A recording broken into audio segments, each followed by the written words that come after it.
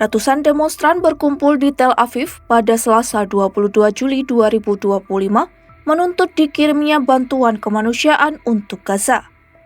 Para pengunjuk rasa membawa kantong tepung dan gambar anak-anak kelaparan untuk menyoroti krisis yang melanda warga sipil di wilayah tersebut. Sehari sebelumnya, 28 negara sekutu barat mengeluarkan pernyataan bersama. Mereka mengecam sistem bantuan Israel yang disebut menetes dan pembunuhan warga sipil secara tidak berperi kemanusiaan.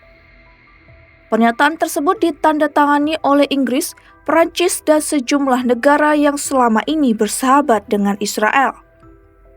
Dalam pernyataan itu disebutkan model pengiriman bantuan pemerintah Israel memicu ketidakstabilan dan merampas martabat kemanusiaan di Gaza.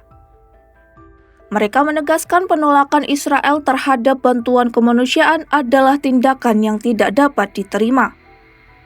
Israel dan Amerika Serikat menolak kecaman tersebut dan justru menyalahkan Hamas karena menolak persyaratan gencatan senjata dan pembebasan sandera yang diculik pada 7 Oktober 2023. Perwakilan Program Pangan Dunia PBB Ross Smith memperingatkan krisis kelaparan di Gaza sudah mencapai tingkat keputusasaan yang baru dan mencengangkan.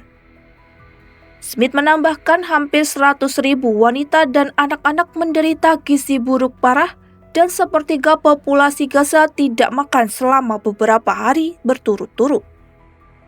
Dari kantor hak asasi manusia PBB, Ajit Sunghai mengungkapkan lebih dari 1.000 warga Palestina tewas sejak Mei 2025. Mereka tewas saat berusaha mendapatkan makanan di lokasi-lokasi bantuan yang dikelola oleh Gaza Humanitarian Foundation, sebuah kontraktor asal Amerika Serikat yang didukung oleh Israel.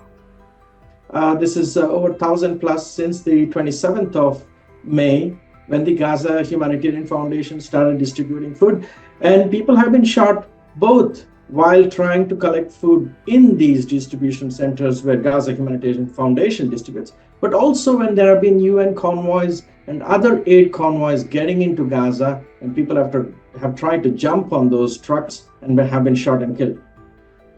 Ajit Sunghai menjelaskan pada awalnya PBB dan mitranya mendistribusikan makanan di lebih dari 400 titik. Namun semuanya dihentikan saat Gaza Humanitarian Foundation mengambil alih dan membatasi pengiriman di beberapa titik lokasi. And that stopped, and 3 or 4 centers were identified in the south of Gaza. So you can imagine 2.2 million people expected to go to these 3 or 4 centers. That means about 650 to 700,000 people rushing to these centers when there's massive scarcity of food.